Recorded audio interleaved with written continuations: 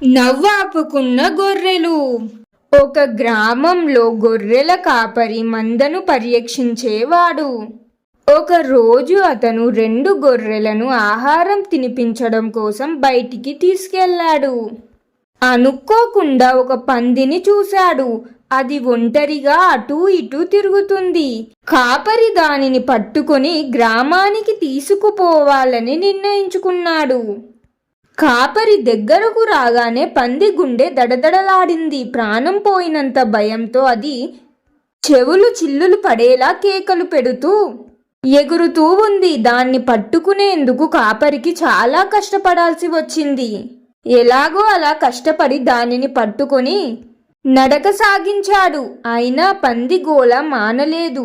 అది చాలా అరుస్తూనే ఉంది. దానిని తీసుకెళ్లి గొర్రెలు ఉండే ఒక దానిలో వేసేశాడు. అందులో వేసిన తర్వాత కూడా పంది అరుస్తూనే ఉంది.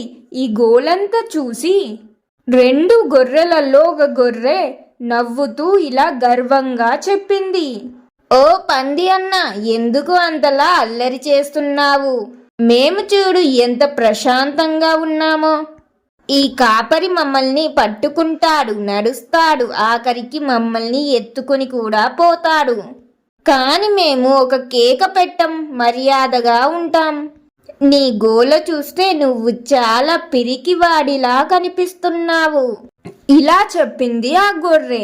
ఆ గొర్రె వెనకాల ఉన్న ఒక గొర్రె కూడా తనకు భయమంటేనే తెలియదు అన్నట్టు తల ఊపుతూ పందిని చూసి జాలిగా నవ్వింది.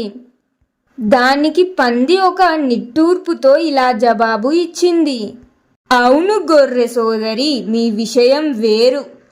ఆయన మీకు పగలంతా భద్రత ఇస్తాడు, శ్రమించి మంచి మేతకు తీసుకెళ్తాడు, మిమ్మల్ని ఆప్యాయంగా చూసుకుంటాడు. ఆయన చేతిలో మీకు పదిలముంది, అందుకే మీకు భయం లేదు. కానీ నా సంగతి అలా కాదు కదా. అసలు నన్ను ఎందుకు పట్టుకున్నాడో నాకు తెలియదు. ఆయన నన్ను వండి తినేందుకో లేక అంగట్లో అధిక ధరకు అమ్మేందుకో తీసుకుపోతున్నాడో తెలియదు. ఆయనకు నా పైన ప్రేమ ఉందో లేదో, అవసరం మాత్రమే ఉందేమో. ఎవరికి అపాయం ఉందో వారే అరుస్తారు కదా. మీ పదిలం వేరు, నా భయం వేరు" అని చెప్పింది పంది. పంది మాటల్లోని నిజం విని ఆ గొర్రెలన్నీ తలదించుకున్నాయి. నిజమే కదా అని పంది బాధ అప్పుడు వారికి అర్థమయ్యింది. మోరల్ ఆఫ్ ద స్టోరీ, ఈ కథ ద్వారా నేను మీకు తెలపాలనుకున్న నీతి ఏమిటంటే, ప్రతి జీవి యొక్క భయం దాని భద్రత స్థితిపై ఆధారపడి ఉంటుంది. తమకు ఎటువంటి అపాయం లేదని తెలిసినప్పుడు ధైర్యవంతులుగా ఉండటం సులభం. కానీ అపాయం అంచున ఉన్నవారి భయాన్ని మనం తీర్పు చెప్పి అపహాస్యం చేయకూడదు. ఎందుకంటే కష్టం అనుభవించేవాడికే ఆ విలువేంటో తెలుస్తుంది, చూసేవాడికి కాదు. బాధపడేవాడికే ఆ బాధ ఏంటో తెలుస్తుంది, వినేవాడికి కాదు.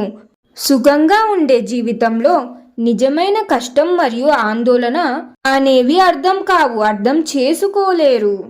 మరి మీరేమంటారు? ఈ కథ విన్న తర్వాత మీ అభిప్రాయం ఏమిటి అనేది కామెంట్స్లో తెలియజేయండి. మరియు నేను చేసిన వీడియోస్ మీకు నచ్చుతున్నాయో లేదో అనేది తప్పకుండా తెలియజేయండి. మీకు ఈ కథ నచ్చితే లైక్ చేయండి, మీ ఫ్యామిలీ అండ్ ఫ్రెండ్స్ తోటి కూడా షేర్ చేయండి. ఇంకెన్నో మంచి కథల కోసం ఇప్పుడు మన ఛానల్ని సబ్స్క్రైబ్ చేయండి. ఇంకొక మంచి కథతో మళ్ళీ కలుద్దాం. ధన్యవాదాలు.